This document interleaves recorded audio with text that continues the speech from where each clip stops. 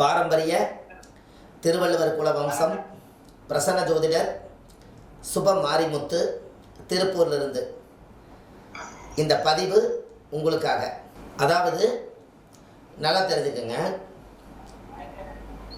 ஒரு கோயிலில் ஒரு கருவறை உருவாகுதுன்னா அந்த கருவறைக்குள்ள 108 விதமான மூலிகை, 108 கோயில் மண், 108 அந்த காலத்தில் கோயில் உருவாக்குனவங்க, இன்றைக்கி கோயில் உருவாக்குறது இல்லை, ஆதி காலத்தில் முன்னோர்கள் 108 கோயில் மண், பழமை வாய்ந்த சக்தி வாய்ந்த கோயிலிருந்து அந்த கோயிலிருந்து மண்ணை உத்தரவு கேட்டு எடுத்துகிட்டு வந்து இவங்க கருவறையை கொண்டு வந்து இவங்க ஊரில் போடுவாங்க.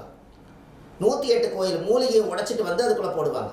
108 கோயில் திருநூறு, 108 கோயில் சந்தனம், 108 கோயில் குங்குமம், எல்லாமே 108 கொண்டு வந்து எல்லாம் போட்டு ஆற்று மணலை வந்து கங்கா, யமுனா, சரஸ்வதி, கோதாவரி, சிந்து, காவேரிங்கிற மாதிரி பல ஊர்களில் இருக்கக்கூடிய ஆற்று மணலை கொண்டு வந்து சலித்து அந்த கருவறையில் போடுவாங்க.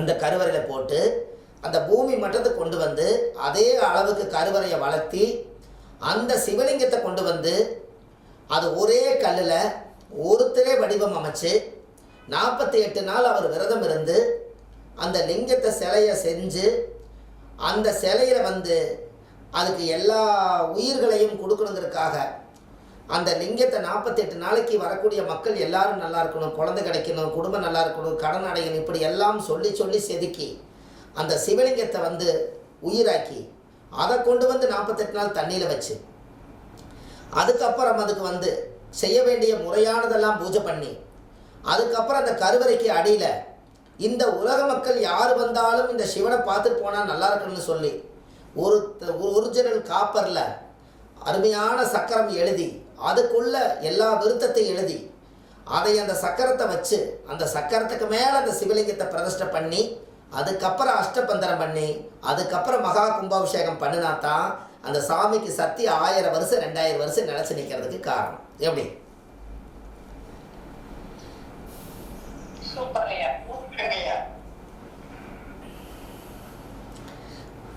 அப்போ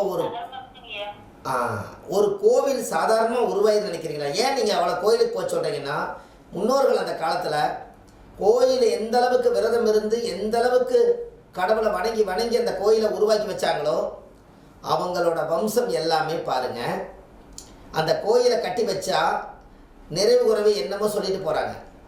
அந்த கோயில் கட்டி வச்சு 2 தலைமுறை 3 தலைமுறை ஆனதுக்கப்புறம் அரசு அதிகாரம் பண்ணுறவங்க, எம்எல்ஏ எம்பியாக இருக்கிறவங்க, சிஎம்மாக இருக்கிறவங்க, ஜனாதிபதியாக இருக்கிறவங்க எல்லாருமே அவங்களோட வம்சம் கோயிலை கட்டி வச்சு ஊருக்கே அன்னதானம் போட்டு புண்ணியத்தை வாங்கினதுனால அந்த வாரிசுகள் இந்த நாட்டை ஆண்டுட்டு இருக்காங்க. அதுதான் சக்தி. எப்படி?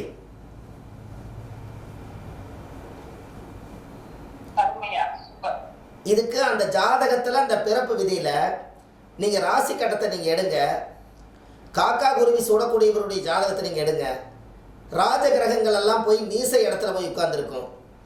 இதே வந்து ஒரு அரசாளக்கூடிய ஜாதகத்தை எடுங்க, நீச கிரகம் எல்லாம் ராஜ இடத்துல போய் உட்கார்ந்துருக்கும். இதுதான் ஜாதகத்துக்கு ஜாதக வித்தியாசம். புரியுதா உங்களுக்கு?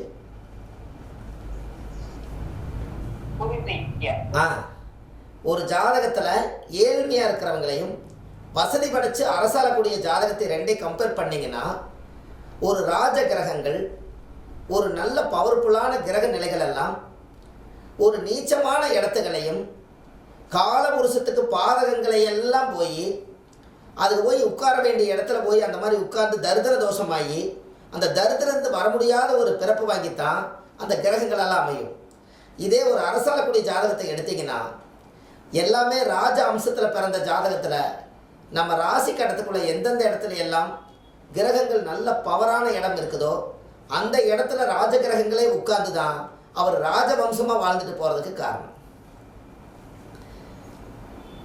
இப்போ ஒரு உதாரணம், சூரிய மேச ராசியில் இருக்கிறாரு, அதுவே பெரிய உச்சங்கிறீங்க, கூட குருவும் சேர்ந்துட்டாருன்னா ராஜாவும் மந்திரியும் சேர்ந்துட்டா அந்த ஜாதகம் ஒரு நாள் இல்லாட்டி ஒரு நாள் அந்த அந்த அந்த ஊருக்காவது அவர் ஒரு நல்ல ஒரு பொறுப்புள்ள மனிதராக தானே இருப்பார்.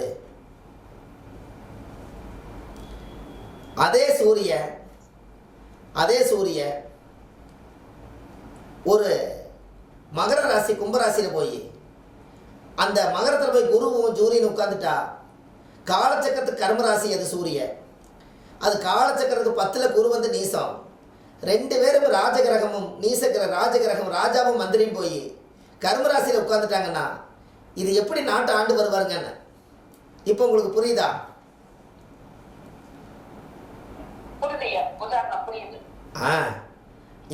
அதே குரு சூரியன் போய் ஒரு சிம்மராசியில் போய் உட்காந்துருச்சுன்னா அவர் சாதாரண குடும்பத்தில் பிறப்பாரா?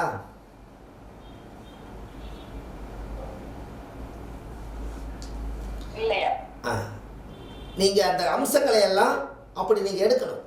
அந்த காலத்தில் ராஜ கிரகங்கள் எல்லாம் இந்த ராஜகிரக யோகங்களவே நீங்கள் வந்து ஆராய்ச்சி பண்ணாமல் நீங்கள் சொல்கிறீங்கல்ல இருக்கும் இடத்தில் இருந்து விட்டால் எல்லாம் சவிக்குமேன்னு. ஒரு கிரகம் சரியான இடத்துல போய் இருந்துட்டா நாம் சவிக்கும்ங்கிறதே சொல்லாமல் சொல்லுது. கரெக்டாக இல்லைங்களா? வாசன் பஞ்சாங்கம் நீங்கள் வச்சுருப்பீங்கன்னு நினைக்கிறேன். வாசன் பஞ்சாங்கத்தில் முதல் முறையாக கொடுக்கறதே ஜனனே ஜென்ம சவிக்கியானம், வர்த்தனே குல சம்பந்தம், பதவி பூர்வ புண்ணியானம், லிக்கிதே ஜென்ம பத்திரிகா. இதை முதலாளாக கொடுத்துருப்பாங்க. அது ஏன் கொடுத்துருக்குறாங்கன்னா ஒரு மனித பிறவை எடுப்பது சாதாரண விஷயம் இல்லை. ஒரு தாயுடைய கருவறையில் இருந்து இந்த பூமிக்கு வெளியில் வரும்போது அவன் என்ன பண்ணுறாங்கிற ஒரு விஷயத்தை தான் வாசன் பஞ்சாங்கத்தில் கொடுத்துருக்காங்க. ஜனனே ஜென்ம சவுக்கியானம் அப்படின்னா நீ இந்த உலகத்தில் ஜனனம் எடுத்து இந்த ஜென்மத்தில் நீ சவுக்கியமாக பிறந்துட்டாலே உங்கள் அப்பா அம்மா செஞ்ச உங்கள் தாத்தா செஞ்ச புண்ணியம் ஜனனே ஜென்ம சவுக்கியானம். வர்த்தனை குல சம்பந்தம். வர்த்தனை குல சம்பந்தம்னா என்ன? நீ இந்த சமுதாயத்தில் பிறந்து பேரும் புகழோடு நீ வாழ்ந்து நீ இந்த குலப்பெருமையை காப்பாற்றணுங்கிறதுக்காக வர்த்தனை குல சம்பந்தம். பதவி பூர்வ புண்ணியானம். பதவி பூர்வ புண்ணியம் எல்லாம் 5ஆம் பாவம். உன் பாட்டம் போட்ட சம்பாரிச்ச புண்ணியத்தை நீ நல்ல பிறவி வாங்கி வந்தேனா உனக்கு பதவி பூர்வ புண்ணியானா லிக்கிதே ஜென்ம பத்திரிகா. இந்த உலகத்தில் நீ வந்து நாடறிஞ்ச மனிதனா நீ வாழ்ந்துட்டு போவீங்கிறது சாஸ்திரம் சொல்லுது. எப்படி?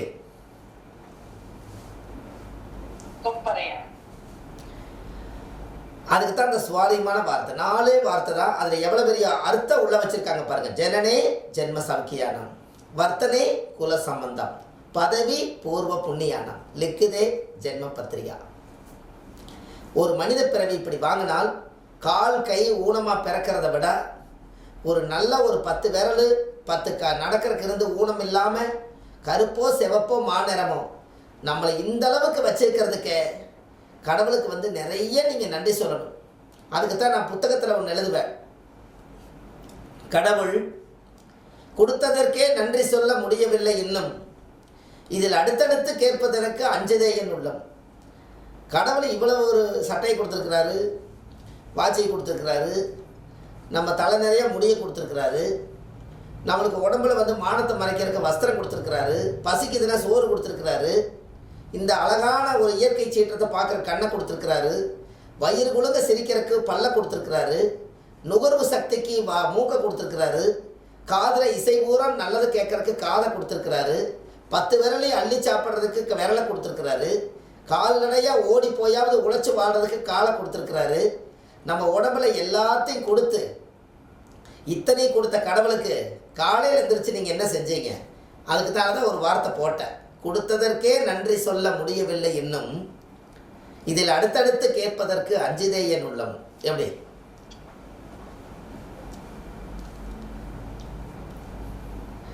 ஒருத்தர் பேச மாட்டேன்ட்டீங்களே.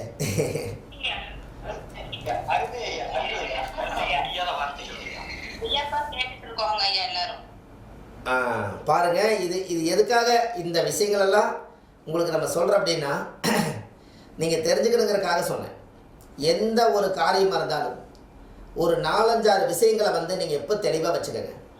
ஜாதகம் பார்க்க யார் வந்தாலும் ஒன்று குழந்தைகளேன்னு வந்தால் அதை சரிப்படுத்துறதுக்கு ஒரு பரிகாரம், திருமணம்னு வந்தால் ஜாதகத்தில் திருமணத்தை சரிப்படுத்தி கொடுக்கறதுக்கு சரியான பரிகாரம், தொழிலே வந்தால் தொழிலை சரிப்படுத்தி கொடுக்கறதுக்கு சரியான பரிகாரம், உடலில் சரியில்லைன்னு வந்தால் அந்த உடலில் சரியாக இருக்கிறதுக்கு அது பரிகாரம்.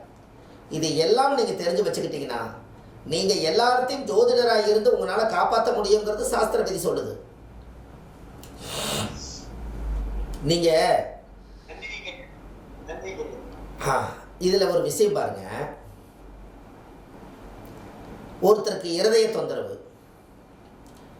அந்த இருதய தொந்தரவுக்கு சர்ஜரி பண்ணிட்டாரு, ஹார்ட் ப்ராப்ளம். இதனால் அவரால் ஒன்றும் காப்பாற்ற முடியல, மூச்சு போய் போய் வருது, என்ன பண்ணுறதுனே தெரியல. அதுக்கு அந்த காலத்தில் ஹார்ட் அட்டாக்குன்னு சொல்ல மாட்டாங்க, அது ஹார்ட் அட்டாக்குன்னு யாரும் சொல்ல மாட்டாங்க. பார்த்துருக்கீங்களா? அதுக்கு பேர் என்ன சொல்லுவாங்க? இதயம்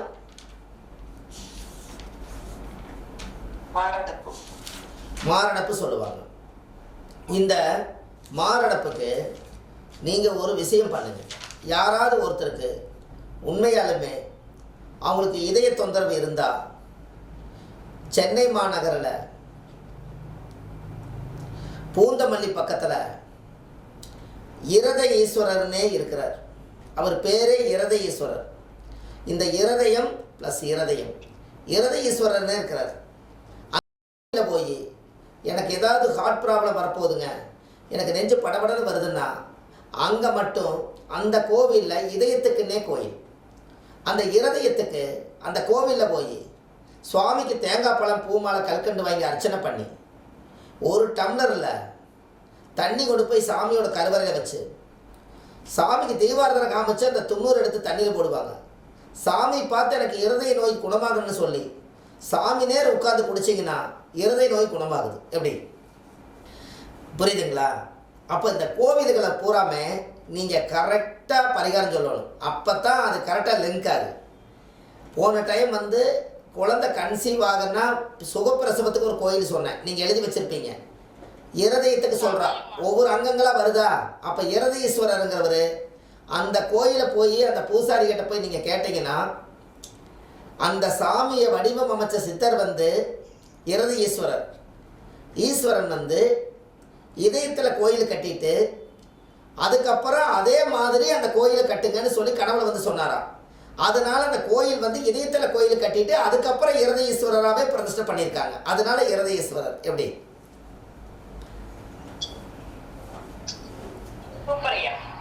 அம்மா, இதெல்லாம் தேட கிடைக்காத ஒரு பொக்கிஷம்னு சொல்லுவாங்க இல்லைங்களா? அதுபோல் நம்மளால் முடிஞ்சது இந்த உலகத்தில் எங்கெல்லாம் நல்ல விஷயம் இருக்கோ அங்கெல்லாம் நம்ம இருந்து அதை சாதித்து மக்களையும் வழிகாமிச்சு விடணும். அது ஜோதிடருடைய கடமை.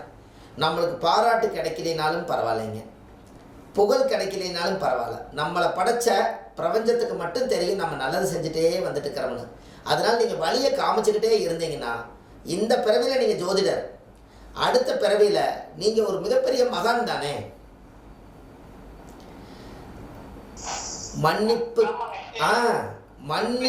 மன்னிப்பு கேட்கிறவன் மனிதன், மன்னிச்சு விட்டுறவன் மாமனிதன். எப்படி இனிமேல் நான் தப்பு பண்ண மாட்டேங்க, என்னை விட்டுருங்க அப்படின்னு அவனே தப்பை உணர்ந்து கேட்குறான். அப்போ மன்னிப்பு கேட்குறவன் மனுஷன், அவன் சுய புத்தி மனிதன் மன்னிப்பு கேட்குறான். இதை கேட்டதே மனிதன், அதையும் சரியப்பான்னு ஏற்றுக்கிட்டு அதை மன்னிச்சு சரி போப்பா இனிமேல் அப்படிலாம் தப்பு பண்ணாதேன்னு சொல்லி அதை மன்னிச்சு விட்டுறாங்க பாருங்க, அவர் மனிதராமா. எப்படி அப்போ நம்மளோட ஜோதிடம் என்ன சொல்லுது? எல்லாத்துக்கும் ஜோதிடம் உலகம் பூரா கொண்டு போய் சேர்த்தணும். அது காரணம் என்ன? ஜோதிடம் என்பது ஒரு சயின்ஸு. வானசாஸ்திரத்தில் இருந்து கல் தோன்றா மண் தோன்றா காலத்தில் வெங்கச்சாங்கலில் தீ மூட்டி பச்சைக்கறியை சாப்பிட்டு எப்படி வாழ்கிறதுன்னே தெரியாத காலத்தில் ஆதி மனிதர்கள் எல்லாம் திடீர்னு பார்த்தா சூரியன் காலையில் வருது, திடீர்னு பார்த்தா இரவு சந்திரம் வருது, என்னமோ ஒன்று நடக்குதுன்னு இவங்களுக்குள்ள ஒரு பொழப்படாமையே கொஞ்சம் காலம் வாழ்ந்துருக்காங்க. அந்த காலத்தில் ஒரு கல்லை கூமாச்சி கல்லை எடுத்து அந்த கல்லில் தான் சண்டை போட்டிருக்காங்க, அந்த கல்லில் தான் ஒரு பழங்களை உடச்சி தின்றுருக்காங்க. அப்புறம் 6 மணி ஆனால் அவங்களுக்கே தெரிஞ்சு போச்சு, 6 மணி ஆனால் நம்ம ஏதோ ஒரு இடத்துல அடைஞ்சு உட்காந்துக்கணும். அப்போ அடைஞ்சு உட்காந்துக்கணும்னு சொல்லும் போது இப்படியே கொஞ்சம் கொஞ்சமாக காலங்கள் குமிஞ்சு நடந்தவங்க கொஞ்சம் நிமிர ஆரம்பிச்சு, அதில் ஏதாவது ஒருத்தருக்கு ஆண்டவனாக பார்த்து ஒரு அறிவை எச்சா கொடுத்ததுனால அவர் அந்த ஆதி மனிதர்லேயே கொஞ்சம் அறிவாளியாக பிறந்தார். அவர் பிறந்ததுக்கப்புறம் இந்த உலகத்தை ஆராய்ச்சி பண்ணியிருக்கார். அவர் பிறந்ததே இறைவன் படைத்த பொருள். அவர் இறைவனை படைச்சு இந்த உலகத்தில் என்னமோ ஒரு பிரபஞ்சத்திலிருந்து இந்த பூமிக்கு தினம் தினம் வந்துக்கிட்டு இருக்குது. சூரியன் வர்றாரு, சந்திரன் வர்றாரு. திடீர்னு பார்த்தா வெப்பம் வருது, திடீர்னு பார்த்தா குளிர்ச்சி ஆகுது. அப்போ ஏதோ ஒரு சக்தி இருக்குதுன்னு இந்த மனம்தான் கருவி. அவர் தியான நிலையில் போய் உட்கார்ந்து பார்க்கும்போது தான் அன்னைக்கு குடும்ப வாழ்க்கை கிடையாது, கல்யாணம்னா இல்லை. அவங்களுக்கு ஆதி மனிதர்களுக்கு கல்யாணங்கிறது கிடையாது, ஒரு இல்லற சுகங்கிறதே கிடையாது. மனிதனாக பிறந்து இந்த உலகத்தில் ஏதோ ஒரு அதிசயம் நடக்குது, அதை கண்டுபிடிக்கணுங்கிறதுக்காக தியான நிலையில் இருந்து, இந்த தியான நிலையில் இருந்திருந்து இந்த உடம்பை வந்து ஆக்னியம் துரியம் கொண்டு போய் சக்கரத்தை மேலே ஏற்றி இந்த வான சாஸ்திரத்தில் போய் இந்த உயிர் மட்டும் மேலே போய் இந்த 9 நவகிரகத்தை கண்டுபிடிச்சு என்னமோ ஒரு சக்தி இருக்குதுங்கிறத போய் ஒரு கண்டுபிடிச்சு இன்றைக்கி ராக்கெட் கிடையாது, ஏரோப்ளேன் கிடையாது, விஞ்ஞானங்கள் எதுவுமே கிடையாத காலத்தில் மெஞ்ஞானத்தை வச்சு வானத்துக்குள்ளே போய் சூரியன் பக்கத்தில் நெருங்க முடியாமல் சந்திரன் பக்கத்தில் போய் செவ்வாய் பக்கத்தில் போய் புதன் பக்கத்தில் போய் குரு பக்கத்தில் போய் இது கனெக்டுன்னு சொல்லி அதையெல்லாம் கண்டுபிடிச்சி அதையை மறக்காமல் இருக்கணுங்கிறதுக்காக ஓலைச்சுவடிகளை வெட்டிட்டு வந்து அதுக்கெல்லாம் வந்து சக்கரம் அமைச்சு கிரகங்களை எல்லாம் புகுத்தி பார்த்து இந்த வானசாஸ்திரம் இருக்கக்கூடிய கிரகங்கள் எல்லாம் இந்த பூமியில் வந்து இந்த நிலைமையில் ஒரு டைம் மாறுதே, இந்த நேரத்துக்குள்ள ஒரு குழந்தைகள் பிறந்தா இவங்களுடைய வாழ்க்கைகள் எல்லாம் எப்படி இருக்குதுங்கிறத அந்த காலத்தில் முன்னோர்கள் இதை ஆராய்ச்சி பண்ணியிருக்காங்க.